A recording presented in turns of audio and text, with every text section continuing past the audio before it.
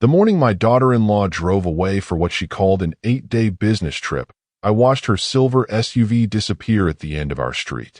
I was already turning back toward the house when I heard something behind me. A chair scraped the hardwood. Then came 3 uneven footsteps. I turned around, and my son was standing in the kitchen doorway. My son had not taken a single step in 7 years.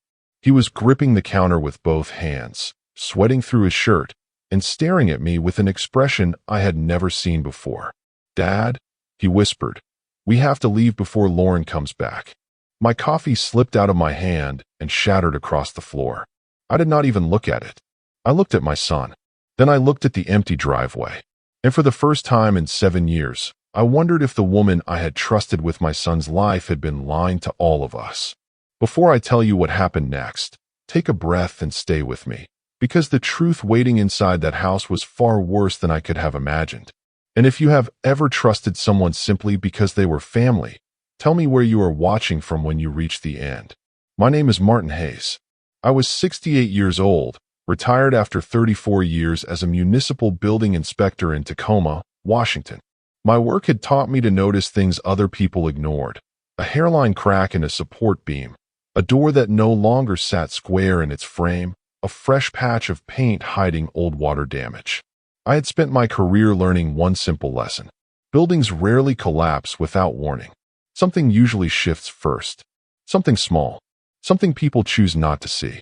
I did not know that the same rule applied to families. My son, Ethan, was 39.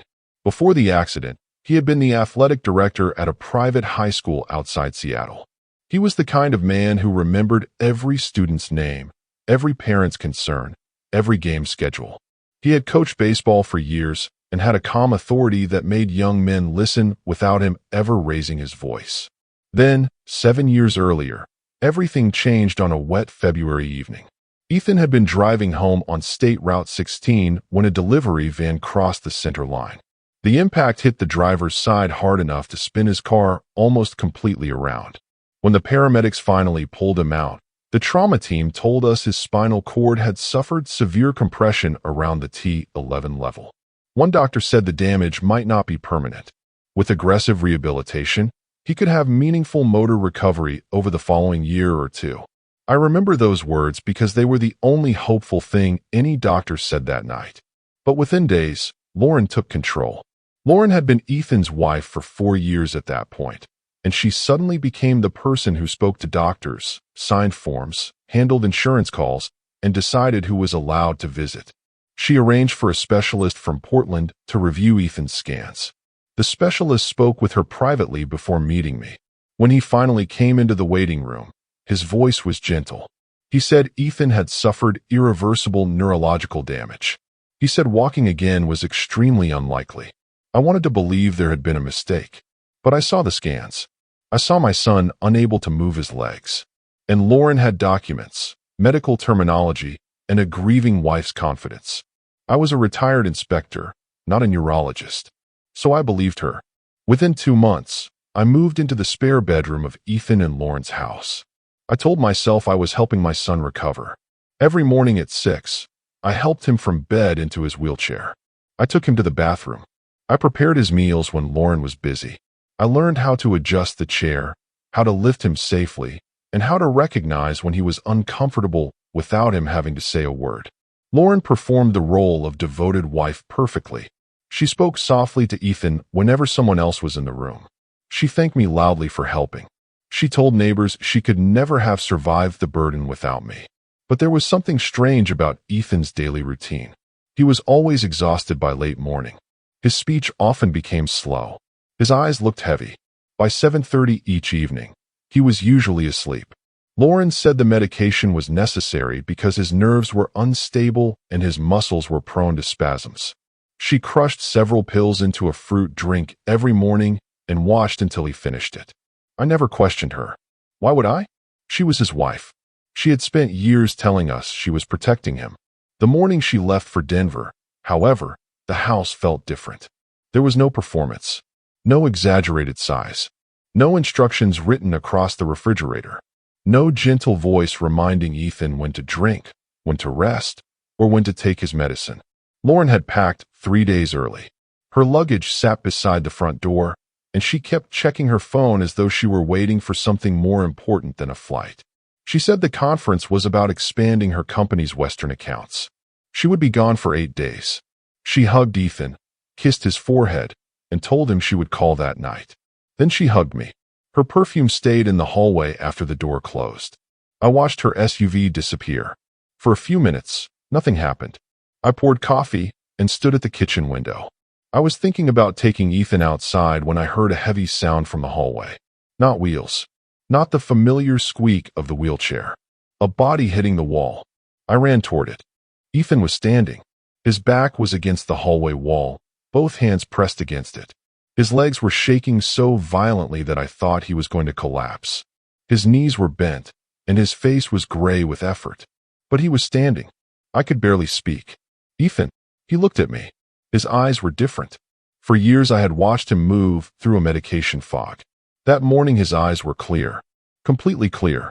"Dad," he said, breathing hard. "I can only do this for a few minutes. We have to move." I got my arm around his waist. He pushed against the wall, found his balance, and took one step. Then another. The distance from the hallway to the garage was less than 30 feet, but it took us almost 4 minutes. By the time we reached my truck, he was shaking so badly that he could barely sit down. I drove without asking questions until we reached a quiet parking lot. Then I turned off the engine. "Tell me everything," I said. Ethan stared at the windshield for a long time. Then he began. The accident had been real. The spinal injury had been real. But the story we had been given afterward was not. Ethan told me that the original doctors had been right about one thing. His spinal cord had been compressed, not completely destroyed. His early scans had shown potential for recovery. What changed was the treatment. Lauren had begun giving him medication that kept him heavily sedated. Ethan said he had spent years believing he was getting worse. 18 months earlier, he had found a shared tablet logged into Lauren's cloud account. He had not been looking for anything. A notification appeared, and he opened it. There were emails between Lauren and the Portland specialist. There were financial records. There were messages about insurance paperwork. There were transfers he did not recognize. And there was a folder containing his name. He did not confront her because, at that point, he could barely stay awake long enough to understand what he was reading. He thought maybe the medication was affecting his memory. He was terrified that he was imagining everything. But Ethan did not stop watching. Over the next year, he began noticing patterns. Lauren became unusually anxious whenever an insurance letter arrived. She refused to let him handle his own financial statements. She became angry whenever I suggested a second medical opinion. Most importantly, she became protective of the medication. About 6 weeks before that morning, Ethan started keeping the morning dose beneath his tongue and quietly discarding it after Lauren left the room. He did not stop suddenly. He was afraid of what would happen. But little by little, the fog lifted. His mind became sharper. Then he began testing his legs. At night, after Lauren went to sleep, he pulled himself out of bed and held onto the dresser. The first time, he stood for 3 seconds. The next night, 6. Then 10. He crawled across the floor when his muscles failed. He bruised his knees. He tore the skin on his palms. He did it anyway. He said the first time he stood for a full minute, he cried so quietly that he was afraid Lauren would wake up. He had been waiting for a chance to get away from the house without her watching him. Her business trip gave him that chance. He told me there was something else we needed to see before we called anyone. He gave me an address for a storage facility in Federal Way. The unit was number 27C. Lauren had a key hidden on a small ring inside her winter coat. Ethan had copied that key 3 months earlier when she left the house for an appointment. We drove there in silence. I remember thinking that if I had learned one thing from inspecting damaged buildings, it was this. When someone works very hard to hide a problem, the hidden space usually tells you more than the visible room. Unit 27C was a narrow metal box with a concrete floor and one fluorescent light. When Ethan opened it, I saw 8 banker boxes stacked along the wall. Behind them was a gray fireproof safe. Ethan knew the combination. The first folder we opened contained the settlement from his accident. The lawsuit against the delivery company had resulted in a judgment of $7,400,000. Lauren had told us the money was secured in a protected medical trust. She had shown me statements. She had cried while explaining that she wanted Ethan to have financial security for the rest of his life. The trust did not exist. Instead, the money had been moved through 4 companies registered in Washington, Oregon, Nevada, and Delaware. Part of it had been invested in commercial property. Another portion had gone into 2 vacation rentals on the Oregon coast. There was also a large ownership interest in a private rehabilitation clinic. I sat on the concrete floor and stared at the paperwork. For 7 years, I had washed my son's clothes, changed his bedding, lifted him into a wheelchair, and believed his wife was sacrificing everything for him. She had been building a financial empire with the money meant to save his life. The next box was worse. Inside were insurance documents. 3 separate life policies listed Lauren as the primary beneficiary. Together, they were worth $4,800,000. There was also a long-term disability policy with an accelerated benefit clause. I asked Ethan why she would need so many policies. He looked at me and said, "Because she wasn't planning for me to recover." Then we found an email from the same specialist who had declared Ethan permanently disabled. It had been sent 5 days before Lauren left for Denver. The message said the paperwork was ready. It described a fabricated diagnosis involving progressive neurological deterioration and estimated that the final stage could be documented within several weeks. At the bottom, the doctor asked Lauren to confirm when she wanted to proceed. I read it twice, then a third time. Ethan sat in an old folding chair, staring at the floor. "She's not going to Denver for a conference," he said. "No," I answered. "She's going somewhere to finish something." My first instinct was to call the police. But I stopped. We had documents, suspicious transfers, insurance policies, and an email. We also had a son who had suddenly started walking after 7 years of being treated as severely disabled. If we walked into a police station, Lauren's attorney could argue that Ethan was confused, that the medication had damaged his judgment, that the documents had innocent explanations, and that I was an angry father looking for someone to blame. We needed evidence that could survive questions. Ethan looked at me with the same concentration I had seen when he coached baseball. "Then let's give them evidence," he said. We drove back to the house. Over the next several hours, I used equipment I had kept from my old inspection work. I had 2 high-definition cameras and a small collection of wide-angle lenses. We positioned one camera inside a decorative vent facing the kitchen counter. The second was hidden near a hallway smoke detector with a clear view of the living room and front entrance. Both were connected to an independent cellular hotspot, so the footage would continue uploading even if someone disconnected the house internet. We planned carefully. Ethan would use the wheelchair when Lauren returned. He would appear tired and confused. He would accept whatever she gave him without swallowing it. I would act exactly as I had acted for 7 years. I would sit in my chair, read, drink coffee, and complain about my knees. Nothing dramatic. Nothing that would make her suspicious. We expected to have 3 days before she returned. She came back in less than 48 hours. The front door opened just before midnight. Lauren entered wearing a charcoal travel coat and pulling the same silver luggage she had taken with her. The first thing she did was look at Ethan's medication organizer. Not at me. Not at Ethan. The organizer. Her eyes stayed there for less than 2 seconds, but I noticed. Old habits die hard. She smiled and said the conference had been shortened because of an internal restructuring. She apologized for coming home early. I smiled and told her we were happy to see her. Ethan was sitting in his wheelchair exactly as planned. His shoulders were rounded. His eyes were half closed. Lauren walked over and touched his hair. She whispered something to him and kissed his forehead. From across the room, she looked like a devoted wife returning from a stressful business trip. But the camera recorded everything. Later that night, I listened to the audio feed from my phone. At around 1 in the morning, Lauren made a call from a phone I had never seen before. Her voice was quiet. She said she was home. She said everything was still in place. Then she said she needed the final paperwork prepared before Monday. I wrote down every word I could hear. She never said murder. She never said kill. But she said enough to make my stomach tighten. I called the federal field office the next morning because the financial records crossed state lines and the insurance scheme was much larger than our family. A federal investigator met me at a small office in downtown Seattle. Her name was Agent Rebecca Sloan. She listened without interrupting.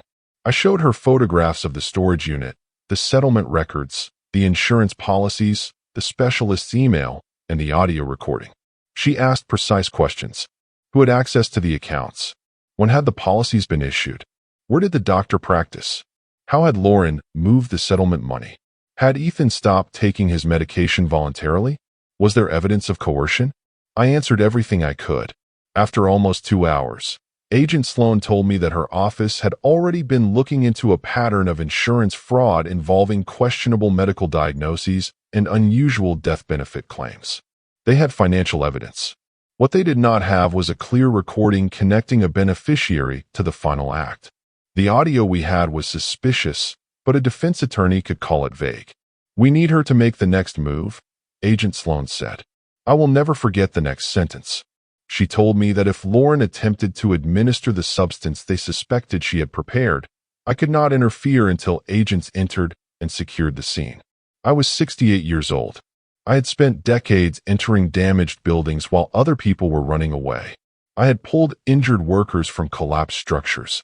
But nothing in my career prepared me for sitting in a living room and pretending not to know that my daughter-in-law might be preparing to hurt my son. The next day felt endless. Lauren moved through the house as if nothing had changed. She made breakfast. She asked about the weather. She told me funny stories about the hotel in Denver. She laughed at the right moments. She even apologized for not bringing me a souvenir. I answered every question. I played the role of the tired father-in-law who was grateful to have her home. Meanwhile, federal agents were positioned nearby. On Friday evening, Lauren disappeared into the pantry and returned carrying a small black medical case. I was sitting in the living room with a book open on my lap. I pretended to read. She placed the case on the kitchen counter. I could see her hands from the corner of my eye. She opened it. Inside was a small vial and a syringe. My heart began pounding so hard I could hear it. She filled the syringe, capped the needle, and walked toward Ethan. She knelt beside his wheelchair and used the soft voice she had used for years. "Sweetheart," she said, "this will help you sleep." Ethan lowered his head. I did not move. Lauren reached toward the medical line attached to his arm. The needle cap came off, and then the front door exploded inward. 3 federal agents entered at once. Everything happened in seconds. Lauren jumped backward. The syringe fell from her hand and slid across the hardwood floor. One agent secured her arms while another moved between her and Ethan. Agent Sloan entered behind them and immediately called for the evidence team. Lauren's face changed when she realized the entire room had been recorded. The gentle wife disappeared. The worried caregiver disappeared. What remained was a woman staring at me with pure contempt. She did not cry. She did not ask why. She simply looked at me as if I had betrayed her by refusing to remain blind. Ethan was breathing hard. His hands were gripping the wheelchair armrests. I went to him and put my hand on his shoulder. He grabbed my wrist. "She's gone," I whispered. He nodded. For the first time in 7 years, there was no fog in his eyes. The vial was collected and sent for analysis. The specialist in Portland was arrested later that night. Investigators also detained 2 people connected to the financial network. Lauren was charged with attempted murder, insurance fraud, wire fraud, conspiracy, and unlawful exploitation of a vulnerable adult. Her lawyers argued that the evidence had been misunderstood. They argued that Ethan's medical history was complicated. They argued that the financial transfers were legitimate investments. But the storage documents, the insurance policies, the recorded conversation, the camera footage, and the physical evidence told a different story. The specialist eventually cooperated with investigators. 14 months later, Lauren was convicted on all major counts. She received a 36-year federal sentence with no early release. I sat in the courtroom and watched her leave. I expected anger. I expected satisfaction. I felt neither. I felt empty. Not because I had stopped caring, but because 7 years of fear had finally reached its ending. Ethan's recovery was not a miracle that happened overnight. I want to be honest about that. He had spent 7 years in a wheelchair and had lost enormous amounts of muscle strength. His first month of rehabilitation was brutal. He fell more than once. He became discouraged. There were mornings when he could barely stand for 20 seconds. But he kept going. After 4 months, he could walk the length of a hallway with a cane. After 8 months, he could manage a short flight of stairs. Nearly 14 months after Lauren's arrest, he returned to the high school where he had once coached. He did not return as a coach immediately. He sat in the bleachers during a Friday night baseball game. His former players, now grown men, recognized him. One by one, they climbed the steps to greet him. 27 of them gathered around him. Ethan looked at them, smiled, and said, "Boys, it's good to be back." I stood behind him and cried where he could not see me. I am 68 years old. I spent more than 3 decades inspecting structures, and the lesson that stayed with me was simple. The most dangerous damage is often the damage you cannot see. A beam can look solid while something inside it is weakening. A wall can look perfect while moisture is destroying it from within. Families can be the same. Sometimes the person smiling beside you is the person who benefits most from your silence. Sometimes the person everyone calls a caregiver needs your helplessness more than your recovery. And sometimes your instinct notices the crack before your mind is willing to admit there is a problem. I am not telling you to distrust everyone. I am telling you not to ignore patterns simply because the person involved has a kind smile, a professional title, or a place in your family. Trust should be built on behavior, not appearances. If you have ever looked back and realized that someone you trusted was not who you thought they were, I hope you understand something Ethan taught me. Being fooled does not make you foolish. Loving someone does not make you weak. And asking questions does not make you disloyal. Sometimes the bravest thing you can do is stop accepting an explanation that no longer makes sense. If this story made you think about someone in your own life, take a moment before you react. Look at the facts. Protect yourself. Protect the people who depend on you. And if you believe Ethan deserved a second chance after 7 years of being told he would never walk again, tell me what you would have done in my position. Would you have gone straight to the police, or would you have waited for undeniable evidence? Leave your answer in the comments. If this story stayed with you, like the video and subscribe for more calm family stories where the truth is stronger than appearances.